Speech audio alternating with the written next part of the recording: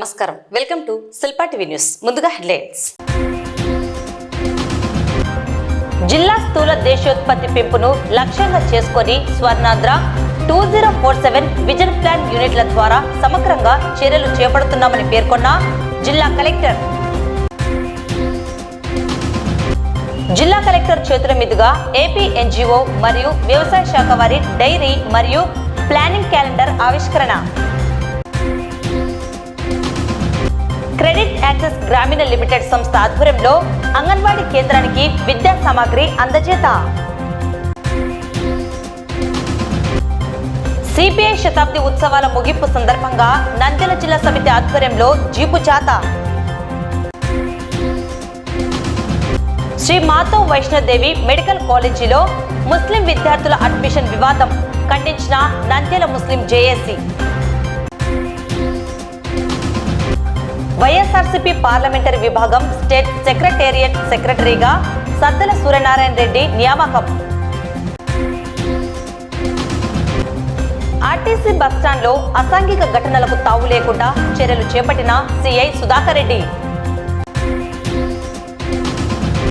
SBI colony చెరువుకట్టపై వెలిసిన గంగాదేవి ఆలయంలో పూజా సామాగ్రి చోరీ. పోలీసులు గస్తీ పెంచాలని కోరిన ఆలయ నిర్వాహకులు. జిల్లా స్థూల దేశోత్పత్తి పెంపును లక్ష్యంగా చేసుకుని స్వర్ణాంధ్ర 2047 విజన్ ప్లాన్ యూనిట్ల ద్వారా సమగ్రంగా చర్యలు చేపడుతున్నామని జిల్లా కలెక్టర్ రాజకుమారి తెలిపారు. మంగళవారం కలెక్టరేట్లోని స్వర్ణాంధ్ర 2047 జిల్లా విజన్ ప్లాన్ యూనిట్లో స్థూల రాష్ట్ర దేశోత్పత్తి P4 కార్యక్రమం, జిల్లా ప్రగతి సూచికలపై జిల్లా కలెక్టర్ విజన్ ప్లాన్ యూనిట్ సిబ్బందితో సమీక్షా సమావేశం నిర్వహించారు. ఈ సమావేశంలో సిపిఓ ఓబులేసు, సంబంధిత అధికారులు, సిబ్బంది పాల్గొన్నారు. ఈ సందర్భంగా జిల్లా కలెక్టర్ మాట్లాడుతూ రాష్ట్ర ప్రభుత్వ ఆదేశాల మేరకు జిల్లా స్థాయిలో కలెక్టరేట్లో జిల్లా విజన్ ప్లాన్ యూనిట్ ను ఏర్పాటు చేయడంతో పాటు 7 నియోజకవర్గాల పరిధిలో కూడా ప్రత్యేక విజన్ ప్లాన్ యూనిట్లను ఏర్పాటు చేసినట్లు తెలిపారు. ఆయా యూనిట్లలో విధులు నిర్వహించేందుకు యంగ్ ప్రొఫెషనల్స్ ను నియమించామని, వీరంతా వ్యవసాయ అనుబంధ రంగాలు, పరిశ్రమలు, సేవారంగం అభివృద్ధిపై దృష్టి సారిస్తూ మండలాల స్థాయిలో ప్రగతికి తోడ్పడుతున్నారని పేర్కొన్నారు. రాష్ట్ర ప్రభుత్వం నిర్దేశించిన లక్ష్యాల ప్రకారం ప్రతి విభాగంలో కనీసం 15% పురోగతి సాధించాల్సి ఉందని, అందుకు అనుగుణంగా ఉత్తమ కార్యాచరణ ప్రణాళికలను రూపొందించి జిల్లా, రాష్ట్ర స్థాయిలో అమలు చేసేలా చర్యలు తీసుకుంటున్నామని కలెక్టర్ తెలిపారు. జిల్లాలో తలసరి ఆదాయం అధికంగా 3 లక్షలకు పైగా ఉన్న మండలంగా మహానంది ఉండగా, తక్కువ తలసరి ఆదాయం 1 లక్ష వరకు ఉన్న మండలాలుగా నందికొట్కూరు, పగిడ్యాల ఉన్నాయని వివరించారు. అన్ని మండలాల్లో సమానమైన తలసరి ఆదాయం సాధించడంతో పాటు రాష్ట్ర స్థాయిలో జిల్లా స్థూల దేశోత్పత్తి పెరిగేలా విజన్ ప్లాన్ యూనిట్లు నిరంతరం సమీక్షలు నిర్వహిస్తూ అమలు చర్యలు చేపడుతున్నామని తెలిపారు. మన రాష్ట్ర ప్రభుత్వ ఆదేశాల మేర మనము జిల్లా స్థాయిలో డిస్ట్రిక్ట్ విజన్ ప్లాన్ యూనిట్, అలాగే 7 నియోజకవర్గ స్థాయిలో కాన్షియన్సీ విజన్ ప్లాన్ యూనిట్స్ మనం ఏర్పాటు చేసుకున్నాం. 7 నియోజకవర్గాలకి కూడా మనకి యంగ్ ప్రొఫెషనల్స్ ని సపోర్ట్ ఇచ్చారు. వీళ్ళందరూ కూడా అగ్రికల్చర్ అండ్ ఎలైడ్ సెక్టార్స్, అలాగే ఇండస్ట్రీస్, సర్వీసెస్ సెక్టార్లో ఆ కాన్షియన్సీ దానికి సంబంధించిన మండలాల్లో మనకి ఏ విధంగా గ్రోత్ వస్తుంది, గవర్నమెంట్ ఎక్స్పెక్టేషన్ ప్రకారం మనం ప్రతి సెక్టార్లో కూడా 15% గ్రోత్ రేట్ తీసుకురాగలుగుతున్నామా లేదా, ఏ బెస్ట్ ప్రాక్టీసెస్ మనం అక్కడ చేస్తూ ఉన్నామో అది రెప్లికేట్ చేసి జిల్లా స్థాయిలో, రాష్ట్ర స్థాయిలో అమలు చేయడానికి అవకాశం ఉందా లేదా. అలాగే మన జిల్లాలో చూస్తే Mahanandi highest per capita 3 lakh above ఉంటుంది. కింద చూస్తే నందికొట్కూరు, పగిడియాల ఇవన్నీ కూడా 1 lakh ఉంటుంది. సో ఒక మండలానికి కూడా పర్ క్యాపిటా విషయంలో ఎందుకు ఇంత వ్యత్యాసం ఉంది? జిల్లాలో యూనిఫామ్ గ్రోత్ రేట్ రావడానికి, జీడిపిలో మన రాష్ట్రంలో మన జిల్లా స్థాయిని మంచి ప్రోగ్రెస్ లో చూపించడానికి ఎటువంటి ప్లానింగ్ చేసుకోవాలి, ఎలా చేయాలి అన్నది ఈ విజన్ ప్లాన్ యూనిట్ అన్ని మానిటర్ చేస్తాయి. ఈ రోజు district vision plan unit team, అలాగే సిపిఓ గారు వాళ్ళ టీంతో కలిసి వీళ్ళతో ఇంటరాక్ట్ అవ్వడం జరిగింది. వీళ్ళతో జిఎస్డిపితో పాటు KPIs, key performance indicators of each and every department ఎలా పర్ఫార్మెన్స్ ఉంది, అలాగే P4 బంగారు కుటుంబంస్ కి సంబంధించి జిఎస్డబ్ల్యూఎస్ ఎంప్లాయీస్ ఏ విధంగా మార్గదర్శికి ఫెసిలిటేట్ చేస్తున్నారు, ఈ 3 అంశాలపైన ఈ రివ్యూ చేయడం జరిగింది. నూతన సంవత్సరం పురస్కరించుకొని నంద్యాల జిల్లా ఎన్జిఓ సంఘం మరియు నంద్యాల జిల్లా వ్యవసాయ శాఖ వారికి సంబంధించిన డైరీ మరియు మంత్లీ ప్లానింగ్ క్యాలెండర్ను జిల్లా కలెక్టర్ రాజకుమారి గనియ చేతుల మీదుగా ఆవిష్కరించడం జరిగింది. ఈ కార్యక్రమంలో ఆయా విభాగాల అధికారులు పాల్గొన్నారు.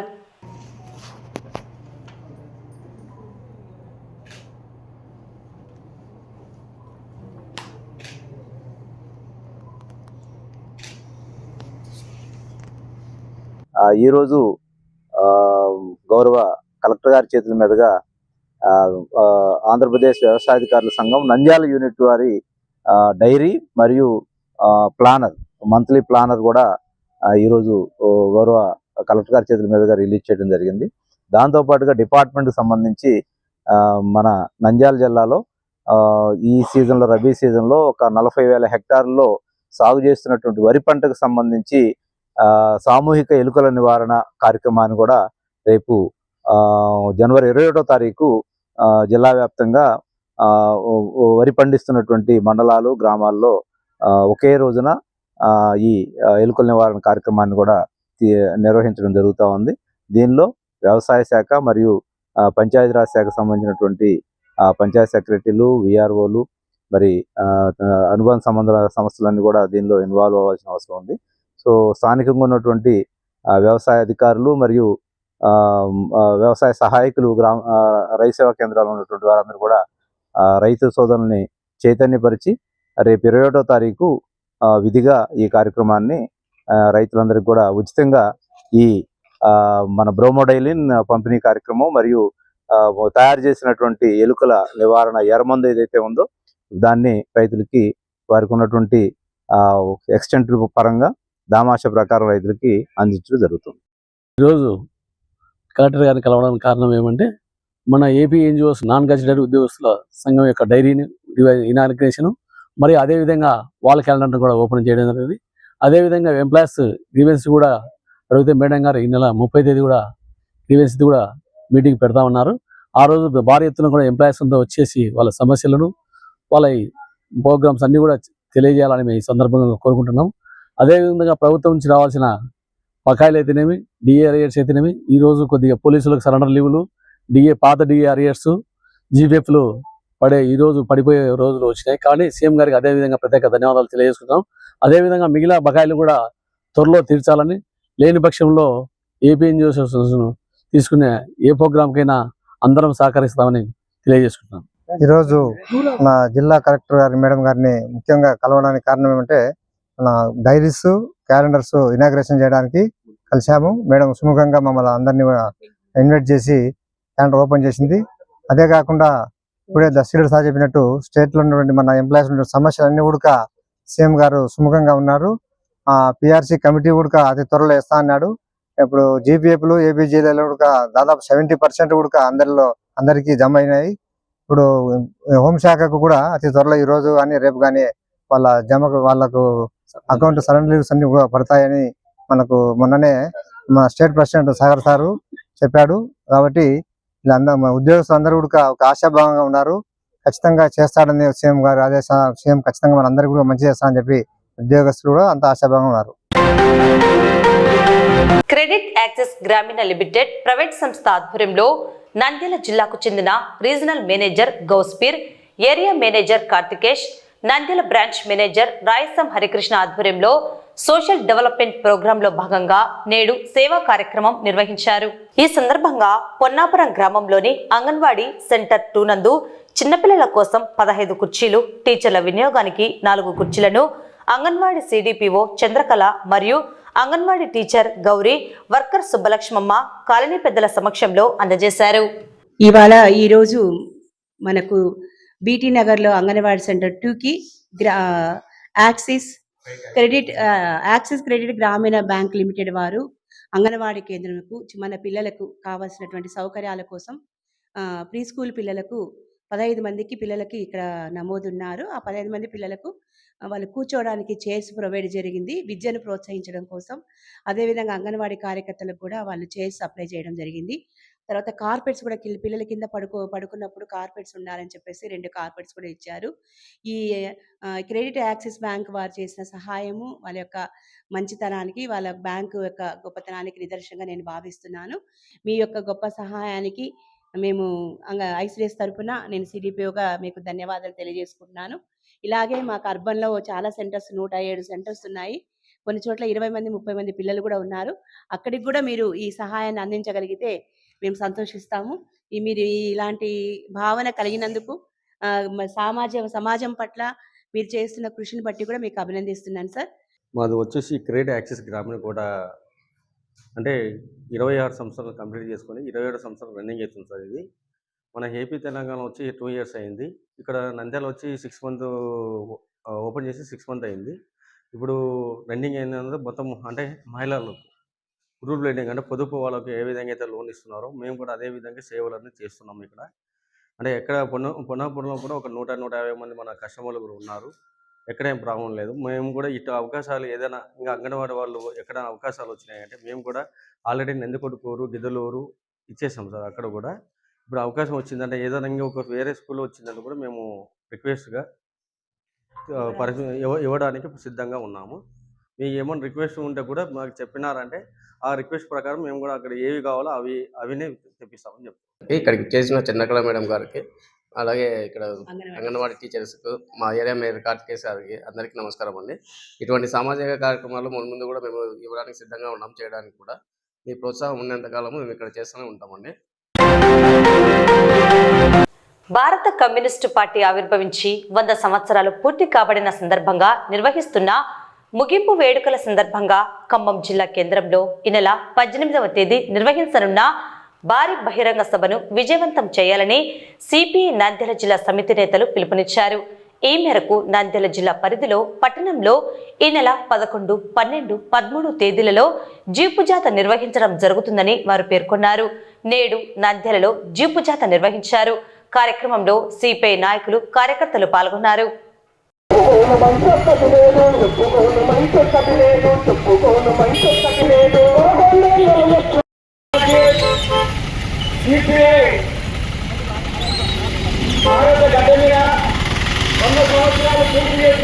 కమ్యూనిస్ట్ పార్టీ సిపిఐ శతాబ్ది ఉత్సవాల ముగింపు సందర్భంగా ఈరోజు నంద్యాల సిపిఐ జిల్లా సమితి ఆధ్వర్యంలో మరి జిల్లా పార్టీ కార్యదర్శి తమ్మి రంగనాయుడు, జిల్లా పార్టీ సహాయ కార్యదర్శి బావ ఫక్రుద్దీన్, ఇతర జిల్లా పార్టీ కార్యవర్గ సభ్యుల నాయకత్వంలో 3 రోజుల పాటు మరి ఈ జిల్లాలోనేటువంటి అన్ని మండలాల్లో ప్రచారం నిర్వహించుకుంటూ నంద్యాల పట్టణానికి ఈ జాతర చేయడం జరిగింది. జనవరి 18వ తారీఖున భారత కమ్యూనిస్ట్ పార్టీ సిపిఐ ఉత్సవాల భారీ బహిరంగ సభ లక్షలాది మందితో జరగబోతా ఉంది. ఈ బహిరంగ సభకు ఈ దేశంలో అన్ని రాష్ట్రాల నుండి సిపిఐ జాతీయ నాయకులు దాదాపు 50-60 దేశాల నుంచి, విదేశాల నుంచి భారత కమ్యూనిస్ట్ పార్టీ ప్రతినిధులు పెద్ద ఎత్తున ఈ సభలో పాల్గొంటా ఉన్నారు.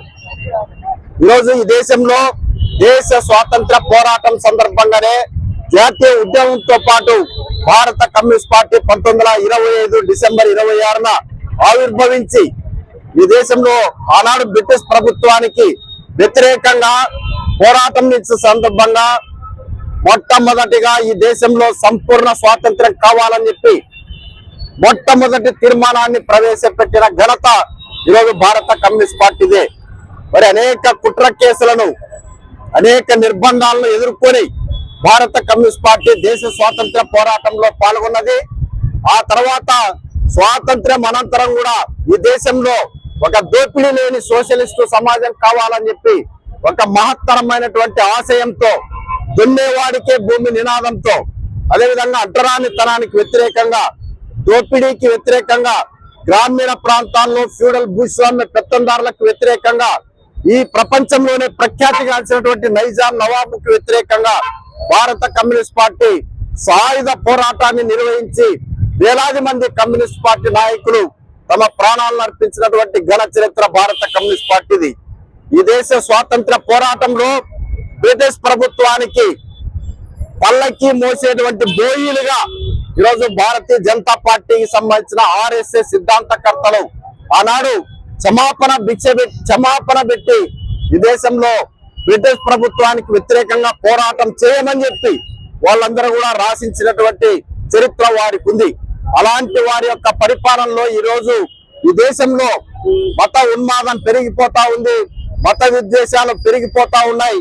నరేంద్ర మోడీ ఇచ్చినటువంటి వాగ్దానాలు, మరి బ్యాంకుల్లో 15 లక్షలు జమ చేస్తాను, విదేశాల నుంచి నల్లధనాన్ని వెలికి తీస్తానని చెప్పి, ధరలు అదుపు చేస్తానని చెప్పి ఏ ఒక్క అంశాలపైన కూడా ఈ ప్రభుత్వము 2 కోట్ల మందికి ఉద్యోగాలు ఇస్తానని చెప్పి నరేంద్ర మోడీ ప్రభుత్వము ఇచ్చినటువంటి హామీలన్నీ కూడా ఈ 10-12 సంవత్సరాల కాలంలో గాలికి కలిసిపోయాయి. శ్రీ మాతా వైష్ణోదేవి మెడికల్ కాలేజీలో ముస్లిం విద్యార్థుల అడ్మిషన్ వివాదం ముస్లిం మైనార్టీలపై వివక్షకు పరాకాష్టాన్ని పేర్కొంటూ ఈ చర్యలను Nandyal Muslim joint action committee తీవ్రంగా ఖండిస్తున్నామన్నారు. ఈ మేరకు Nandyal Muslim joint action committee ఆధ్వర్యంలో నేడు స్థానిక క్రాంతిరేఖ గ్రంథాలయంలో మీడియా సమావేశం నిర్వహించబడింది. Shri Mata Vaishnodevi institute of medical excellence medical కాలేజీలో జరిగిన అడ్మిషన్ వివాదంపై తీవ్ర ఆందోళన వ్యక్తం చేస్తున్నామని తెలిపారు. ఈ చర్యలు రాజ్యాంగ విరుద్ధమని, మైనార్టీలపై వివక్షగా భావిస్తూ కమిటీ తీవ్రంగా ఖండించడం జరిగిందన్నారు. జమ్మూ కాశ్మీర్లోని ఎస్ఎంవిడి ఐఎంఈ మెడికల్ కాలేజీకి 2025-26 అకాడమిక్ ఇయర్కు 50 ఎంబీబీఎస్ సీట్లు అనుమతించబడ్డాయి. నీట్ మెరిట్ ఆధారంగా అడ్మిషన్లు జరిగాయి. వీటిలో 85% సీట్లు జేఎండ్కే డొమిసైల్కు రిజర్వ్ చేయబడ్డాయి. ఫలితంగా కాశ్మీర్కు చెందిన 42 మంది ముస్లిం విద్యార్థులు అడ్మిషన్ పొందారు. వీటిపై బీజేపీ, బజరంగ దళ్ వంటి సంస్థలు జీర్ణించుకోలేక తీవ్ర ఆపేక్షణలు వ్యక్తం చేశాయి. తర్వాత జనవరి 6, 2026న national medical commission NMC surprise inspection నిర్వహించి ఇన్ఫ్రాస్ట్రక్చర్, ఫ్యాకల్టీ, స్టాండర్డ్స్లో లోపాలు ఉన్నాయని చెప్పి ఎంబీబీఎస్ కోర్సు అనుమతి లెటర్ ఆఫ్ పర్మిషన్ను విత్డ్రా చేసింది. ఫలితంగా అడ్మిషన్ పొందిన 50 మంది విద్యార్థులను ఇతర మెడికల్ కాలేజీల్లో సూపర్ న్యూమరస్ సీట్లలో అడ్జస్ట్ చేయాలని ఎన్ఎంసి ఆదేశించింది. ఈ చర్య భారత రాజ్యాంగంలోని ఆర్టికల్ 14 సమానత్వం, ఆర్టికల్ 15 మతం, జాతి ఆధారంగా వివక్ష నిషేధం మరియు ఆర్టికల్ 21A విద్యా హక్కులకు విరుద్ధమన్నారు. అడ్మిషన్లు పూర్తిగా మెరిట్ మరియు ప్రభుత్వ నియమాలకు అనుగుణంగా జరగాయని తెలిపారు. ఆలయ డొనేషన్లతో నడిచే కాలేజీ అని చెప్పి మతపరమైన వివక్ష చూపడం దేశ సమగ్రత, ఐక్యత మరియు ఇంటిగ్రేషన్కు విరుద్ధమని పేర్కొన్నారు. ఈ సందర్భంగా కమిటీ నాయకులు, ప్రజాస్వామ్యవాదులు, మేధావులు, మానవ హక్కుల సంస్థలు ఈ చర్యను ఖండించాలని కోరింది. మైనార్టీలకు సమాన విద్యా హక్కులు కల్పించాలని, రాజకీయ ఒత్తిళ్లకు లొంగకుండా ఎన్ఎంసి నిర్ణయాన్ని సమీక్షించాలని డిమాండ్ చేసింది. ఇటువంటి సంఘటనలు దేశంలో మైనార్టీల భద్రత మరియు విద్యా అవకాశాలపై ప్రభావం చూపుతాయని ఆందోళన వ్యక్తం చేసింది. ఈ కార్యక్రమంలో SMD Abulaiz, S Abdul Samad, Ejaz Hussain, S Mastan Khan, Hanif, Riyaz Alam తదితరులు పాల్గొన్నారు. మన దేశంలో ఇటీవల మైనార్టీలపై దాడులు విపరీతంగా జరుగుతున్నాయి. మైనార్టీలు వివక్షకు గురవుతున్నారు. ఇది చాలా దౌర్భాగ్యమైన పరిస్థితి. దీని మీద మేధావులు, లౌకికవాదులు ఎక్కువ స్పందించాల్సిన అవసరం ఉంది. ఇలాంటి విషయాల్లో ప్రభుత్వం కూడా నిద్రపోతూ జోక్యం చేసుకునే పరిస్థితి ఉండడం చాలా విచారకరం. ఇటీవల కాశ్మీర్లోని వైష్ణవదేవి విశ్వవిద్యాలయంలో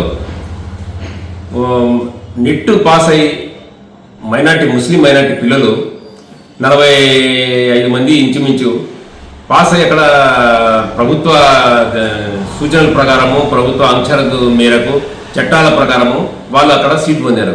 కానీ అది జీర్ణించుకుని కొందరు అక్కడ యూనివర్సిటీని రద్దు చేసేందుకు పోయినారంటే వాళ్ళ యొక్క మైండ్ సెట్ ఎలా ఉంది, వాళ్ళు ఎలా ఉన్నారో మనకు అర్థమవుతుంది. విద్య అనేది మన దేశానికి ఒక గర్వకారణమైన విషయం. పిల్లలు అంతమంది అక్కడ విద్యను ఆర్జిస్తూ డాక్టర్లు కాబోయే వారి యొక్క జీవితానికి అడ్డంకి వేస్తూ వీళ్ళు పాల్గొనడం. ఈ మధ్య ప్రతి విషయాన్ని ఏదో కొంతమంది కాషాయ కండువాలు తీసుకొని తామే దేశానికి టేకేదారు అన్నట్టు ప్రవర్తిస్తున్నారు. దీనివల్ల ప్రపంచంలోనే మన దేశం సిగ్గుతో తల వంచుకోవాల్సిన పరిస్థితి ఏర్పడుతుంది. ఇప్పుడైనా సరే ఈ దౌర్భాగ్య పరిస్థితి నుంచి మనం దేశాన్ని కాపాడాల్సిన పరిస్థితి ఉంది. ఇటీవల వైష్ణోదేవి యూనివర్సిటీలో 42 మంది ముస్లిం విద్యార్థులకు నీట్ ద్వారా అక్కడ వాళ్లకు ఎంబీబీఎస్ సీట్లు రావడం జరిగింది. దీన్ని జీర్ణించుకోలేని కొన్ని మతతత్వ శక్తులు మొదటేమో అసలు వైష్ణోదేవి విశ్వవిద్యాలయంలో ముస్లిమ్స్ ఎలా చదువుతారు అని అనడం జరిగింది. వాళ్ళు ఒక విషయం మర్చిపోతున్నారు, అది కాశ్మీర్లో ఉంది. కాశ్మీర్లో ముస్లిం పాపులేషన్ ఎక్కువగా ఉంది. న్యాచురల్గా అక్కడ పాపులేషన్ను బట్టి 42 మంది విద్యార్థులకు అక్కడ స్టేట్ వాళ్ళకే అది రిజర్వేషన్ ఉంది, అందులో వాళ్లకు సీట్లు రావడం సహజం. వాళ్ళు ఇంకొక విషయం మర్చిపోతున్నారు, మిగతా యూనివర్సిటీల్లో చూస్తే ముస్లిం విద్యార్థులు 4-5 అలా ఉంటారు. కానీ ఏ రోజు 4-5కే సీట్లు వచ్చాయని మేము ఆందోళనలు చేయలేదు. ఈ విధంగా ముఖ్యంగా ఈ వీడియో చూస్తున్న, ఈ సమాచారాన్ని వింటున్న లౌకికవాదులు, ఆ తర్వాత సామ్యవాదులు, ఇటువంటి వాళ్ళంతా ఈ విషయాన్ని మీరు పరిశీలించాల్సిన అవసరం ఉంది. ఇటువంటి గవర్నమెంట్లను మనం నెత్తిన పెట్టుకుంటే, ఇటువంటి వాళ్లకు ఓటేస్తే ఎటువంటి దుష్పరిమాణాలు ఉంటాయో మనం ప్రత్యక్షంగా చూస్తూ ఉన్నాము. ఇటీవల జరిగిన క్రిస్టియన్ ఫెస్టివల్ వచ్చింది, క్రిస్మస్. ఆ సందర్భంలో ఎన్నో చర్చిలను, ఆ తర్వాత వాళ్ళ ప్రార్థనాలయాల్లోకి వెళ్ళి దాడులు చేయడం, ఇవన్నీ చూస్తూ ఉన్నాము. వీటినన్నింటినీ మేము ఖండిస్తూ ఉన్నాము నంద్యాల ముస్లిం జేఏసీగా. వైష్ణవిదేవి మెడికల్ కాలేజు ఈరోజు భారతదేశంలో ఒక పెద్ద చర్చకు దారితీసింది. వైష్ణవిదేవి మెడికల్ కాలేజు జమ్మూ కాశ్మీర్లో ఉంది. ఈ కాలేజు మొన్న అప్రూవ్, మన medical association, national medical association approve ఇచ్చిన తర్వాత వాళ్ళు ఈ కాలేజీను ఫోటోలో పెట్టడం జరిగింది. దాని తర్వాత ప్రతి కాలేజీకు 50 సీట్లు గవర్నమెంట్ అలాట్ చేస్తుంది.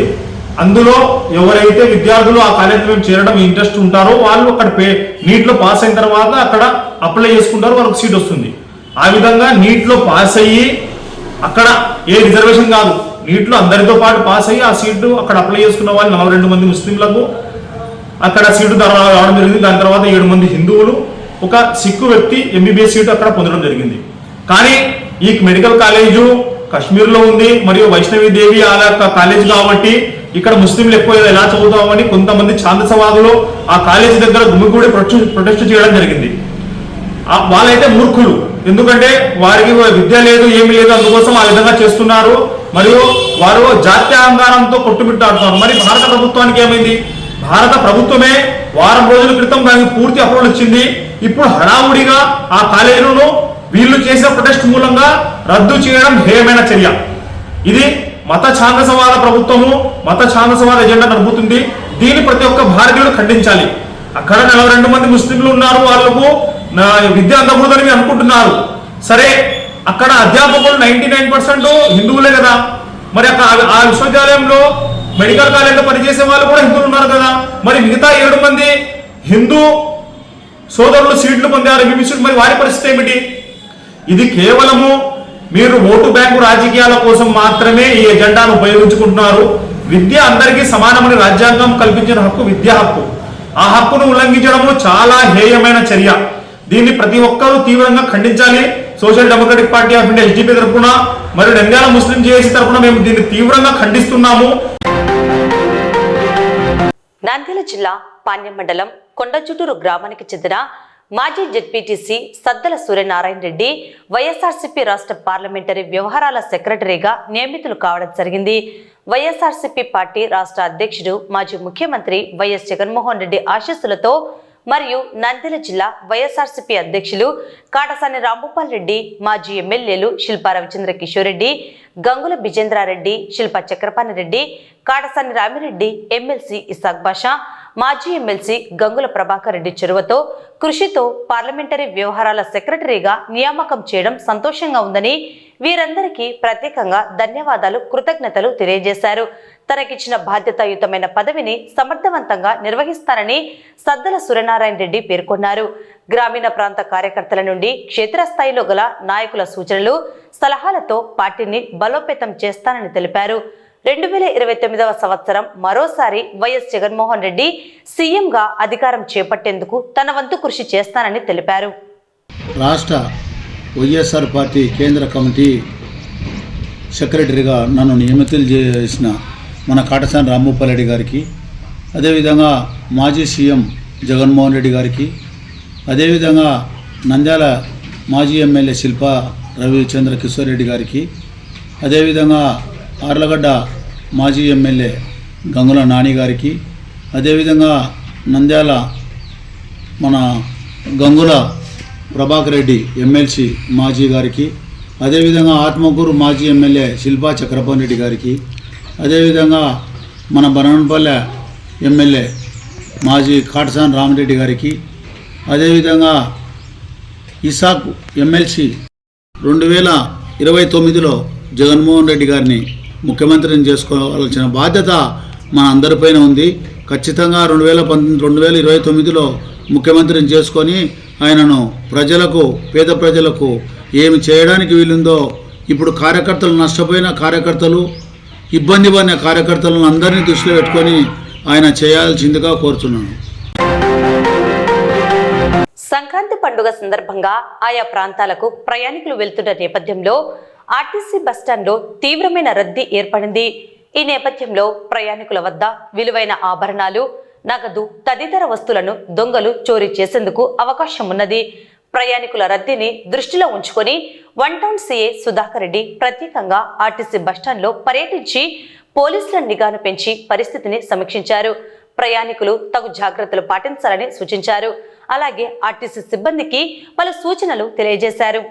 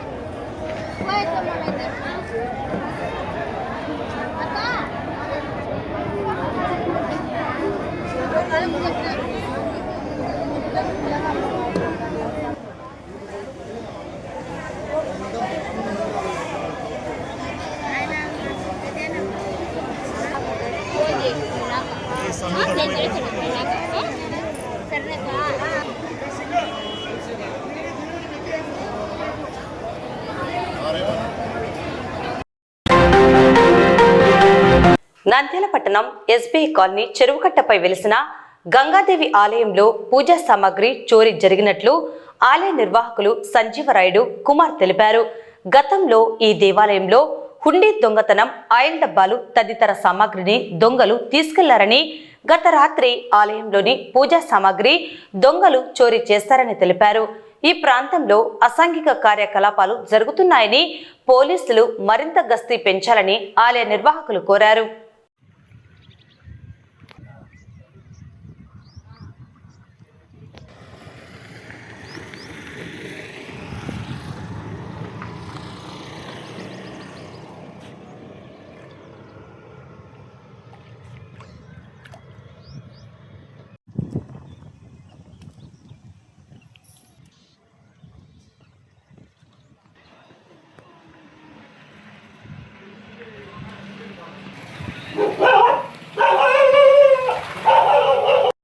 నంద్యాల జిల్లా స్టేట్ బ్యాంక్ కాలనీలో చెరువుకట్టపై వెలిసిన గంగమ్మ తల్లి విగ్రహాన్ని నిర్మించడం రజక సోదరుల అందరూ కలిసి దాతల సహకారంతో గుడిని నిర్మించుకున్నాము. ఈరోజు ఇప్పుడు సంవత్సరం అయింది. ఇప్పటికే 2 సార్లు దొంగతనం జరిగింది.